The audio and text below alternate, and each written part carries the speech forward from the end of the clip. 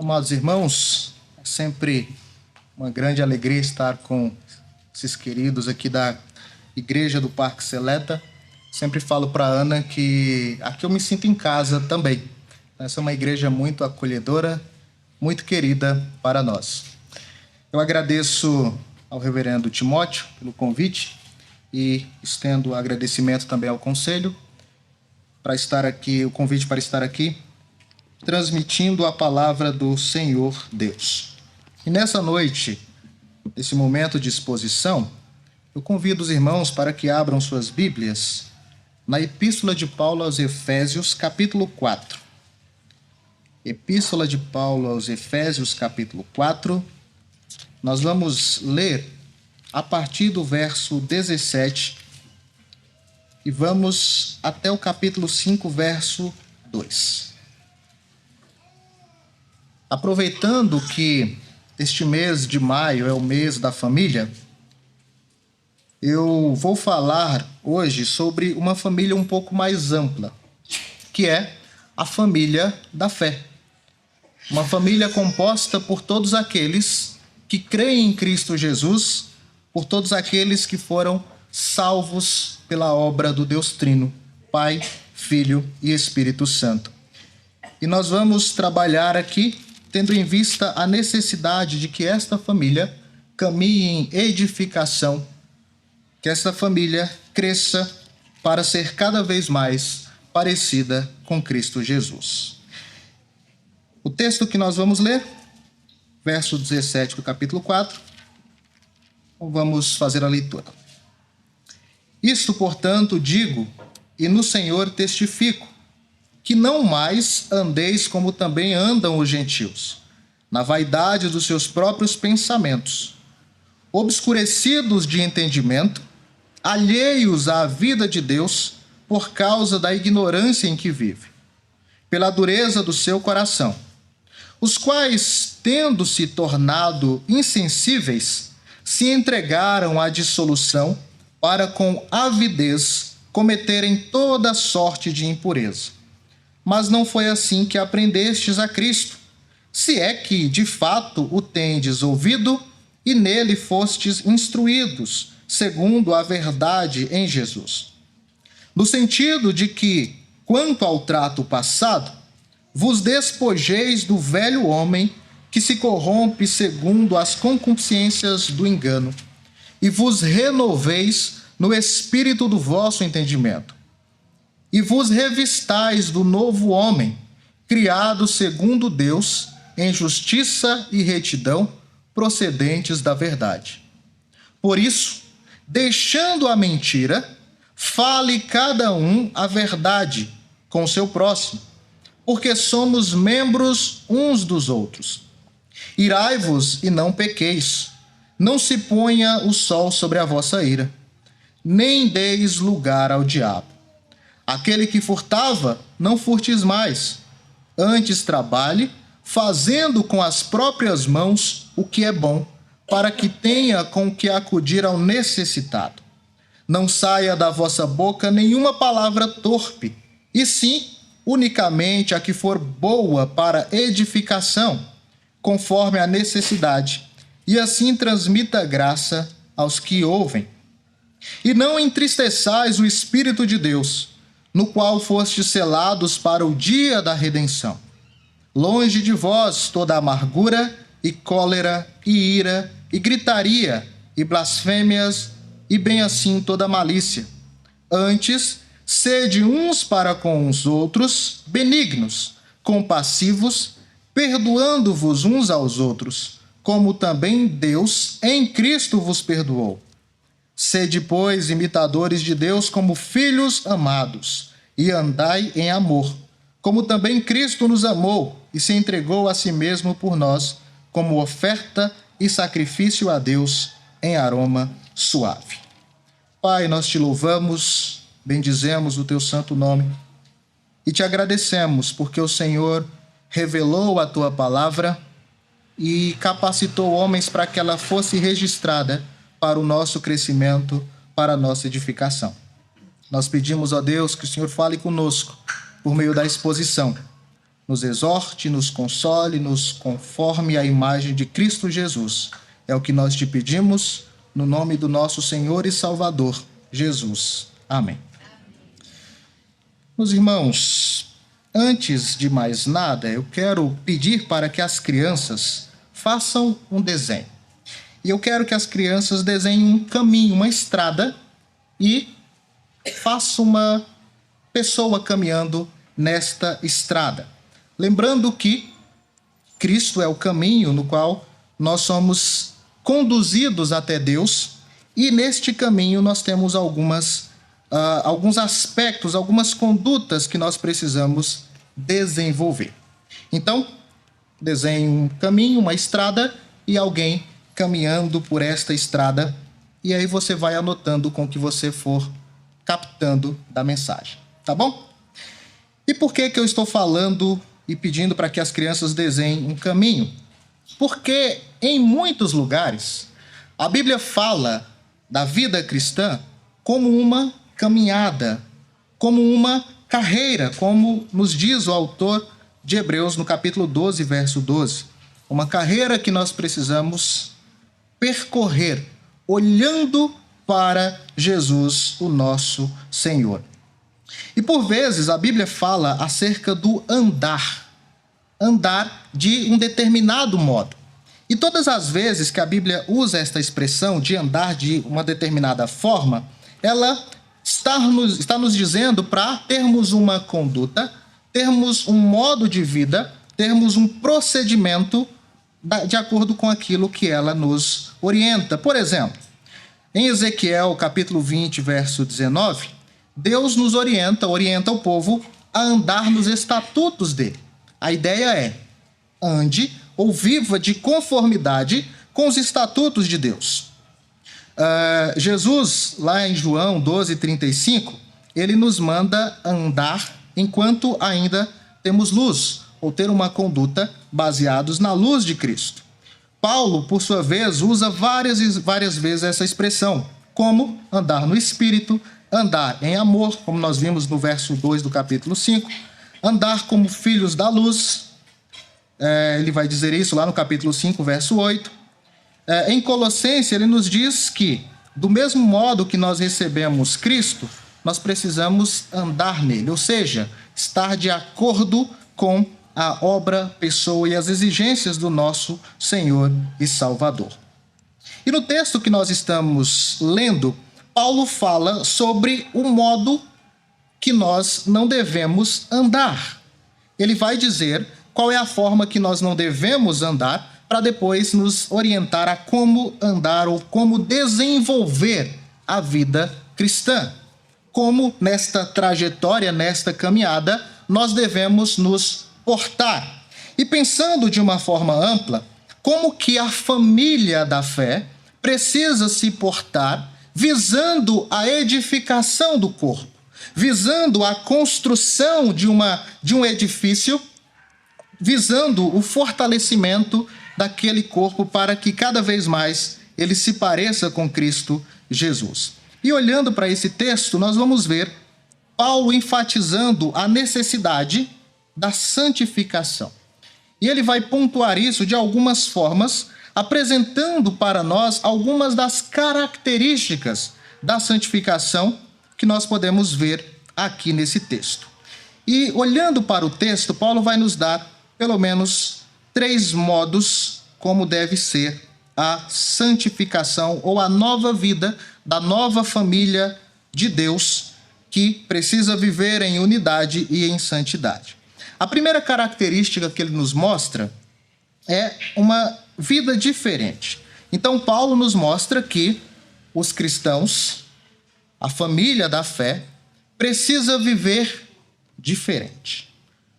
Você precisa ter uma conduta, ter um modo de andar diferente. A pergunta que paira é: diferente do quê? Diferente do quê? Quando nós olhamos no verso 20 do capítulo 4, Paulo, ele começa o texto com a expressão mas. A expressão mas, ela indica um contraste. Então, o que Paulo está querendo fazer aqui, com o que segue no texto, é contrastar com o que ele disse anteriormente. Então, ele está querendo mostrar que o que ele vai dizer a partir do verso 20 é diferente do que ele diz nos versos de 17 a 19. E o que ele está falando aqui é acerca do modo de vida. Ele está querendo mostrar que o cristão transformado por Deus, ele vive de forma diferente do mundo, diferente dos padrões pecaminosos deste mundo.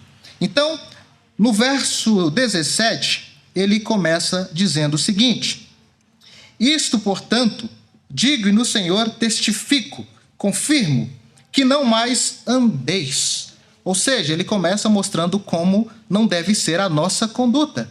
E ele está mostrando o como não fazer para depois nos instruir a como fazer ou como deve ser. Então ele diz, não mais andeis. Por quê? Porque em outro momento nós andávamos do jeito que ele vai mostrar e pontuar aqui. Então ele está falando, pare de andar do modo como vocês andavam no passado. Olha só como ele pontua isso. Não mais andeis como também andam os gentios. Então, este procedimento que eu quero que vocês abandonem, Paulo está dizendo, é semelhante ao dos gentios.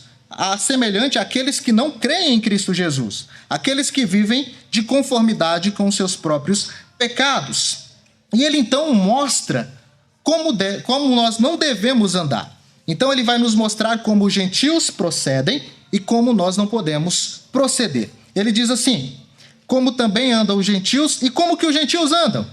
Primeiro, na vaidade dos seus próprios pensamentos. Os gentios andam com pensamentos nulos. Os pensamentos do mundo, os pensamentos deste mundo pecaminoso é igual a nada. Não tem a menor serventia pensando no caráter ético, pensando no caráter santo que nós devemos proceder. Então, não é assim que você deve andar. Você não deve se guiar pelas condutas, pelos ensinamentos morais do mundo. Por quê? Eles andam de forma nula. E o cristão não deve andar assim. Não é assim que vocês aprenderam de Cristo. Ele vai nos mostrar isso mais para frente. Ele continua mostrando como os cristãos andam, obscurecidos de entendimento. Não é assim que você deve andar. O seu entendimento não pode estar obscurecido, não pode estar apagado. Você tem uma nova mente em Cristo Jesus. Você é diferente. E ele continua, alheios à vida de Deus.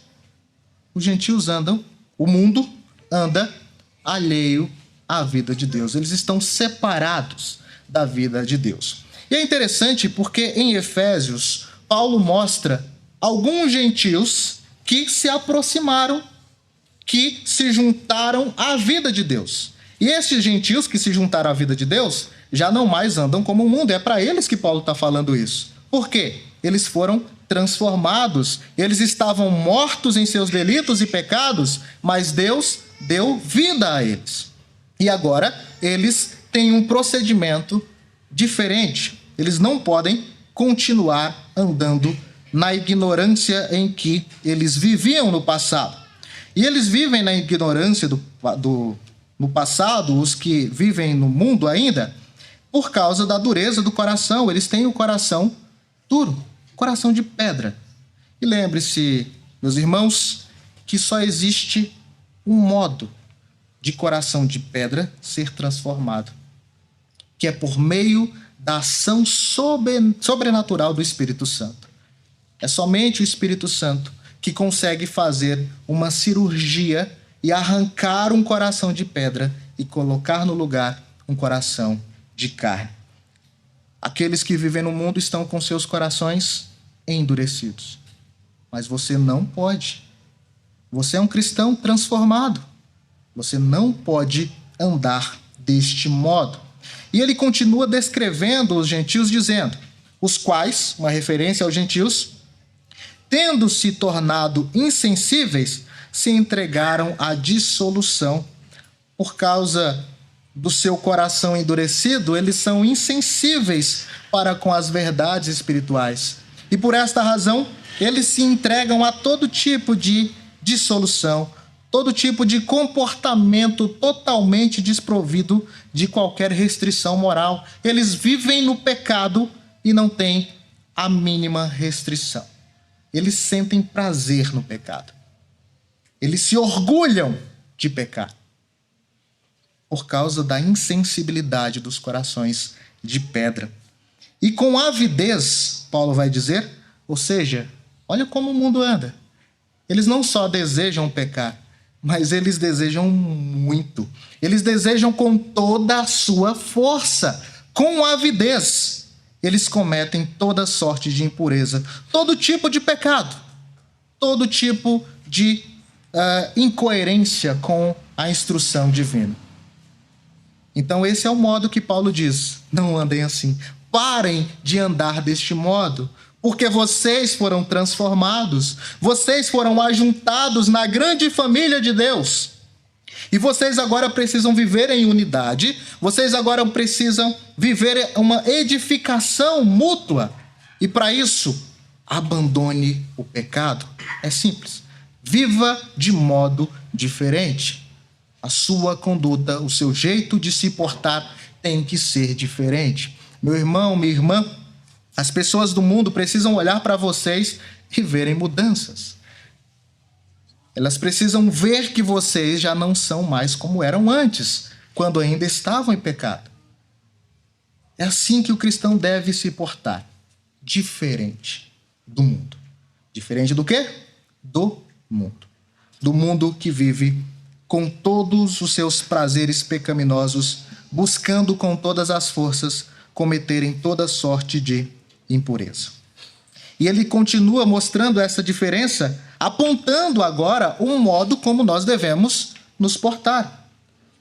Nós precisamos ser diferentes do mundo, mas temos um modo que nós precisamos seguir. E ele diz no verso 20, mas não foi assim que aprendestes a Cristo.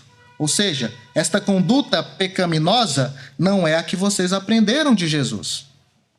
Não é ela que o Evangelho ensina.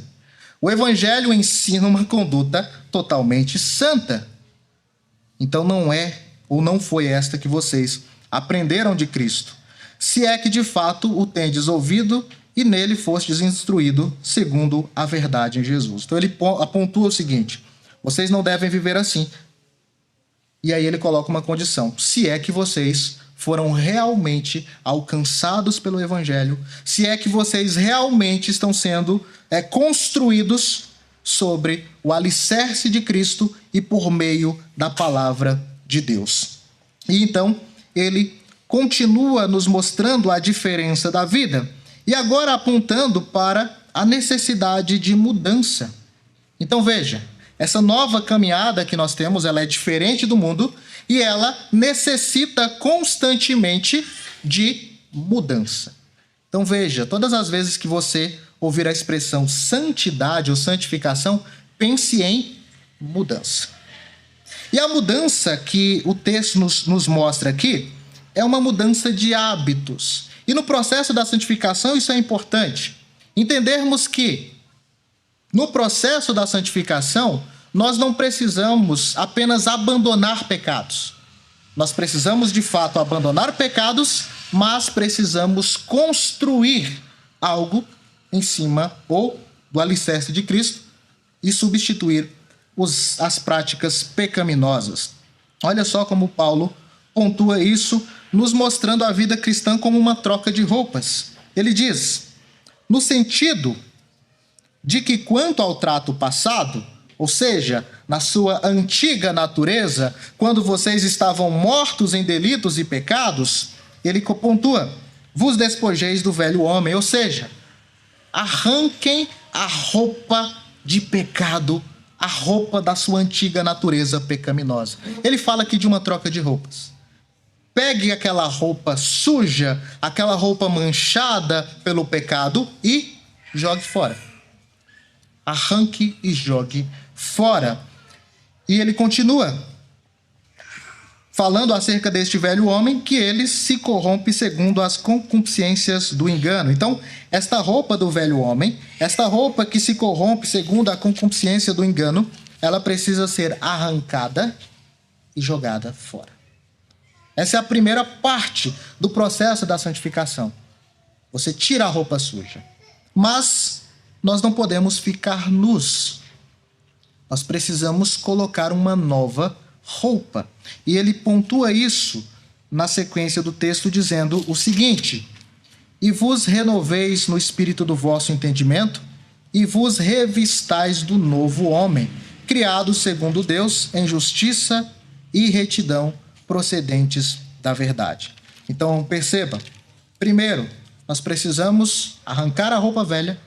A nossa mente, ela precisa ser renovada, e ela é renovada pelo poder do Espírito Santo, por meio dos meios que Deus utiliza para a nossa santificação, por meio da palavra, por meio da oração, e a nossa mente ela é transformada. E no verso 24, vos revistais. Do quê? Do velho homem? Da natureza que se corrompe? Não. Do novo homem, criado segundo Deus, em justiça, retidão, procedentes da verdade. Então ele pontua: você arranca aquilo que não presta e coloca uma roupa que presta. Uma roupa criada segundo Deus. Ou seja, ele está falando aqui do processo de santificação, no qual a nossa imagem, ou a imagem de Deus em nós, é renovada, é transformada dia após dia, para que cada vez seja mais parecida com Cristo Jesus. Então o processo de santificação é isso, é você ter a imagem e semelhança de Deus, que foi corrompida no Éden, transformada, e essa transformação ela se dá dia após dia até a consumação, ou até que você morra e vá para Cristo Jesus. Então esta imagem ela é preciosa. Esta roupa que Deus fez para você, ela é preciosa, é ela que você deve vestir. E perceba, com esta roupa você é diferente do mundo. E esta roupa ela tem alguns adereços: justiça e retidão. Ela deve ser uma roupa baseada na verdade, baseados naquilo que é correto.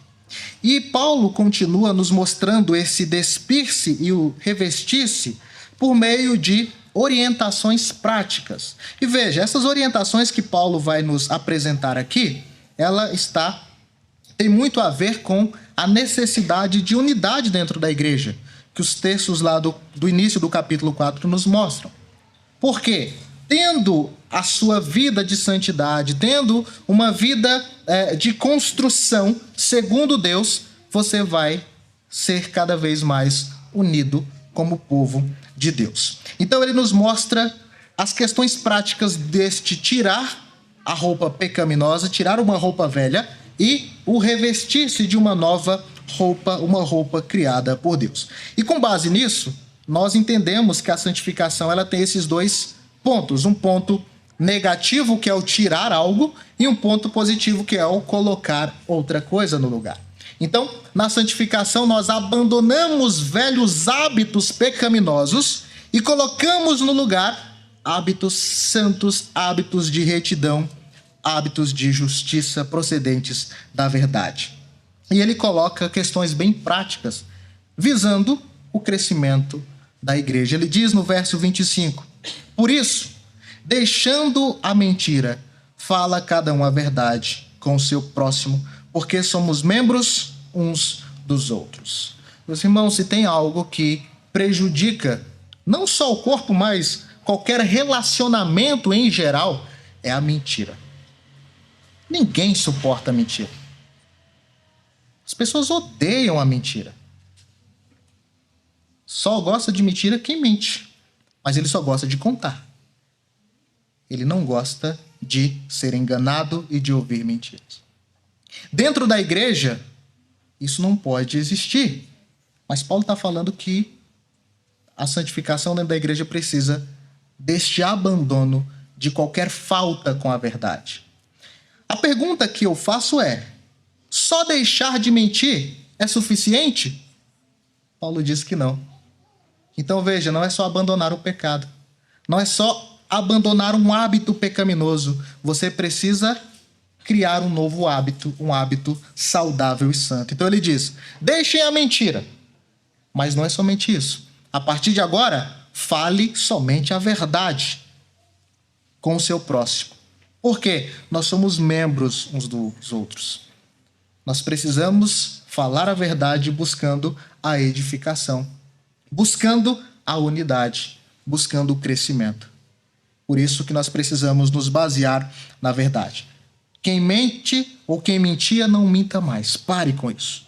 Mas não é somente isso. Passe agora a falar somente a verdade. Irai-vos e não pequeis. Não se ponha o sol sobre a vossa ira. Paulo, então, pontua um outro aspecto. Ele pontua aqui que a ira necessariamente não é algo pecaminoso. A ira, quando o seu senso de justiça ele é acionado, quando alguma coisa está incorreta e você acende uma ira santa, é tranquilo. O problema é que a linha é muito tênue. Você pode ter uma ira achando que é santa e, na realidade, ela já ter se tornado uma ira pecaminosa faz muito tempo. Então, irar em si não é pecado. O pecado é se essa ira continuar e se ela não for baseada em questões justas e retas. Então, ele pontua da seguinte forma: irai-vos e não pequeis. Então, você pode até irar, mas não peque. Não torne essa ira algo pecaminoso. E aí ele pontua da seguinte forma: não se ponha o sol sobre a vossa ira. Ou seja, não vai dormir irado. Não deixe que o dia acabe e o seu sentimento de ira cresça.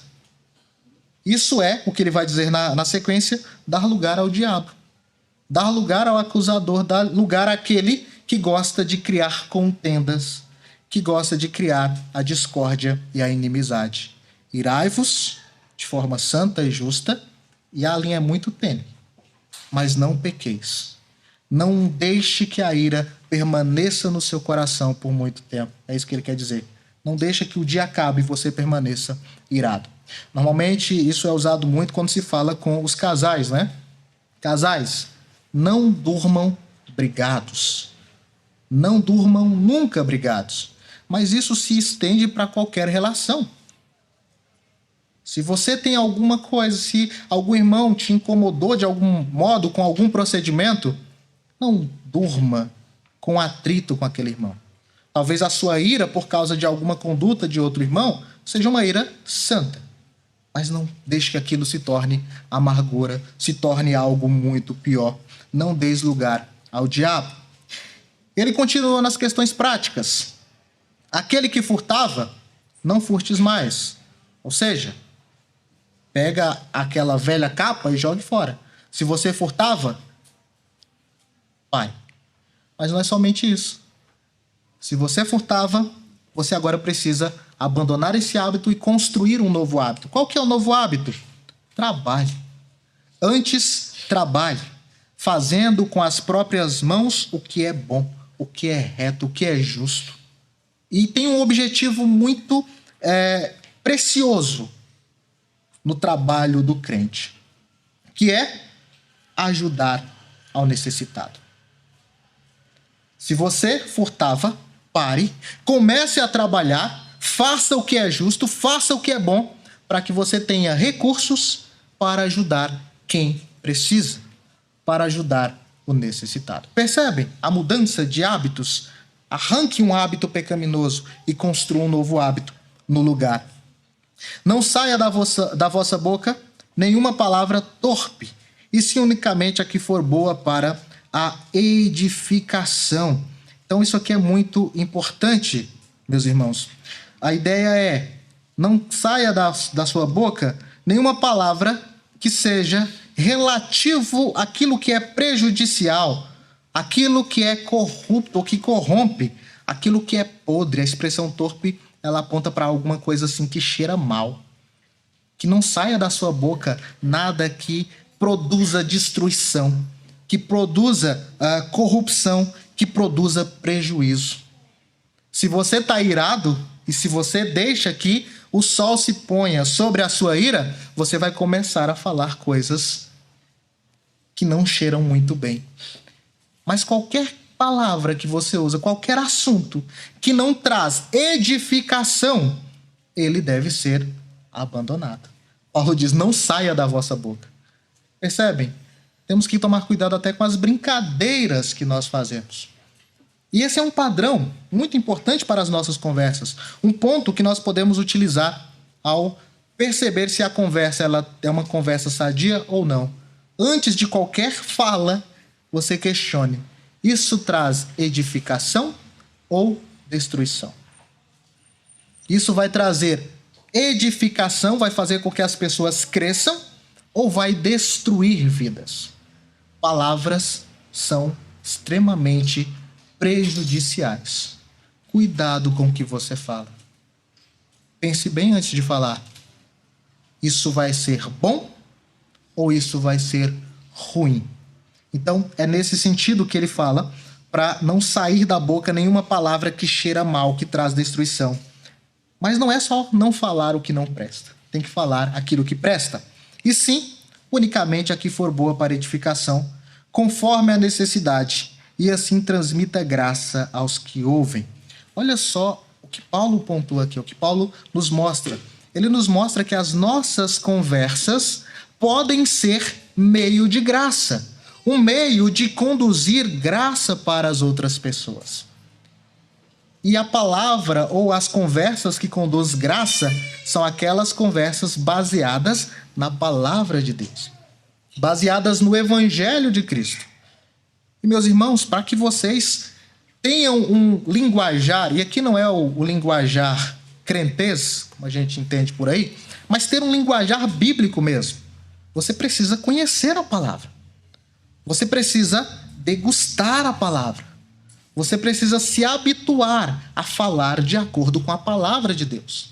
Todas as nossas conversas devem visar a edificação, devem visar conduzir graça, conduzir o favor de Deus para as outras pessoas. Então veja, não fale coisas que cheiram mal, mas falem coisas que produzem graça, que produz o favor de Deus. E não entristeçais o Espírito de Deus, no qual fostes selados para o dia da redenção. Meus irmãos, o pecado, de acordo com Paulo e como ele nos mostra aqui, ele traz tristeza ao Espírito Santo. O pecado não é algo agradável a Deus. E nós somos selados com o Espírito Santo. Ele é a nossa garantia de que quando Cristo retornar, nós receberemos a suprema redenção.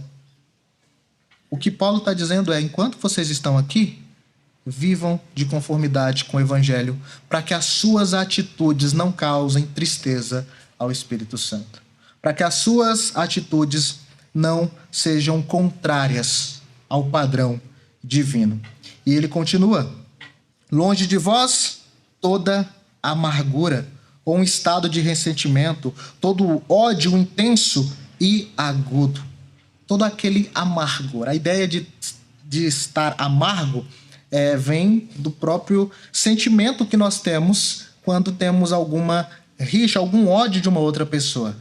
O estômago, eu não sei o que acontece aqui no estômago, que a nossa boca ela fica um pouco amarga. E nós nos sentimos meio amargos por dentro. E Paulo está dizendo, isso tem que estar muito longe de vocês. Isso tem que estar muito longe de vocês. E sabe como que a gente mantém isso longe?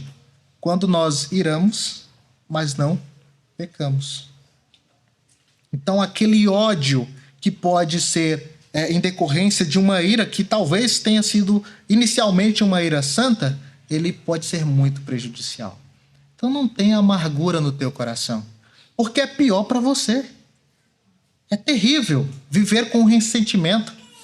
É terrível viver ressentido. Não é nada bom. Então isso tem que estar muito longe do povo de Deus.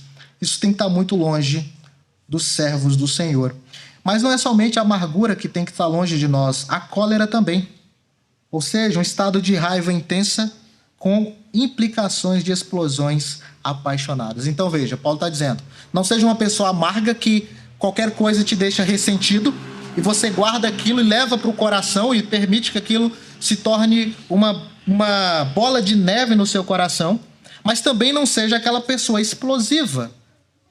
Qualquer coisa que você vai falar, você estoura e você perde a sua razão. Você demonstra uma conduta que por vezes não parece nada com uma conduta cristã. E aí ele continua: ira, gritarias e blasfêmia, e bem assim toda a malícia. Pelo contrário, antes, ele vai dizer, sede uns para com os outros benignos, sejamos gentis uns para com os outros. Essas atitudes, bem longe. O que tem que estar próximo de nós é gentileza, misericórdia, amor por aqueles que são afetados pelo pecado. Por isso que nós precisamos ser compassivos, demonstrar compaixão por todos aqueles que sofrem as consequências do pecado, tanto original quanto o pecado cometido por nós mesmos. E aí ele dá mais uma orientação de como fazer isso. Perdoando-vos uns aos outros, como também Deus em Cristo vos perdoou. Então, ao invés de ser ressentido, de ser amargo, de ser alguém que estoura fácil, alguém que começa a entrar em gritarias e blasfêmias, perdoe. O perdão é extremamente importante. E aqui é algo importante que Paulo nos mostra acerca ainda da vida de santidade, na qual ele nos mostra que a nossa vida precisa ser uma vida de total imitação, uma vida de pura imitação. Mas imitação de quem? De Deus. Sede, pois, imitadores de Deus como filhos amados. Então veja, ele nos mostra algumas práticas que nós precisamos desempenhar como filhos que imitam o Pai. E essa é uma atitude do cristão. O cristão, ele tem que buscar ser cada vez mais parecido com o Pai. Ele precisa ser cada vez mais parecidos com Cristo. Os cristãos precisam ser parecidos com Cristo. E com base nisso ele fala, olha, então perdoe uns aos outros. Ao invés de guardar no coração, perdoe. Esqueça o que alguém fez para com você que tornou você de alguma forma amargurado ou alguém irado. Porque Deus também nos perdoou. E se ele nos perdoou, nós precisamos imitá-lo nisso. E lembre-se, meus irmãos, nós não temos nada de bom para que Deus olhe para nós e diz, olha, aquele ali merece o meu perdão. Vou perdoá-lo. Olha que pessoa boa. Cometeu alguns deslizes, mas eu vou perdoar. Não, não é assim. Ele perdoou-nos em Cristo. Ele olhou para Cristo e viu, aquele merece todos os benefícios que eu posso entregar. Então, por causa daquele, por causa de Cristo, vocês vão receber perdão. E ele está dizendo, nós também precisamos perdoar. Nós precisamos ser pessoas perdoadoras. Nós imitamos a Cristo também, desempenhamos a vida de santidade quando andamos em amor, como também Cristo nos amou e se entregou a si mesmo por nós, como oferta e sacrifício a Deus em aroma suave. Então veja, a vida de santificação é uma vida de perdão, é uma vida de compaixão, é uma vida de amor. E ele usa o exemplo. Talvez a gente fique, mas que tipo de amor ele está falando? Para deixar claro o amor de Cristo. E como que a gente entende esse amor de Cristo, ou qual foi o ato realizado por ele que demonstra este amor de forma prática? A sua morte. E lembre-se, você não merecia. Cristo fez isso por amor. Ele fez isso por amor. O que ele fez? Ele morreu. Ele morreu de forma totalmente sem nenhum pecado. Ele morreu obedecendo a Deus todos os mandamentos, para que você, para que eu, para que todos aqueles que creem em Cristo Jesus recebam do perdão de Deus. E é nesse ponto que nós precisamos buscar imitar ao Senhor. Olhando então para esse texto, nós vemos o andar cristão, a vida cristã, a caminhada cristã. e algumas características desta caminhada. E ela tem que ser totalmente diferente do mundo. O mundo tem um jeito de ser, mas vocês, os cristãos, não podem ser do mesmo jeito. Eles já andaram do mesmo modo que o mundo anda hoje, mas a sua conduta atual tem que ser totalmente diferente. A sua conduta atual precisa ter mudanças. O crente precisa ser alguém que as pessoas olhem e falam: olha como você está mudado. Nossa, você mudou muito. E veja, essa mudança tem que ser para o bem. Não é aquela mudança para algo bem pior do que você era antes. E nessa mudança, nós temos que abandonar hábitos pecaminosos e colocar no lugar hábitos santos. E nesse trabalho, nós precisamos ter um padrão, que é o padrão do Pai. Precisamos imitá-lo como filhos que foram amados por Deus. E nós imitamos quando perdoamos, ao invés de ficar ressentidos e amargurados, irados, e nós o imitamos quando andamos em amor, quando demonstramos amor, se necessário, até o ponto de entregar a nossa vida. O amor que nós precisamos ter um para com os outros é um amor sacrificial. Um amor que, se necessário, precisa ser levado até as últimas consequências. Mas não precisa necessariamente. Você pode demonstrar um amor sacrificial de várias formas. Ajudando, cuidando, orando, perdoando. Nós somos crentes. Nós temos uma caminhada diferente. E nós precisamos demonstrar isso no nosso dia a dia. Nós precisamos viver cada vez mais para a glória do nosso Deus. Que Deus nos ajude. Que Deus nos abençoe.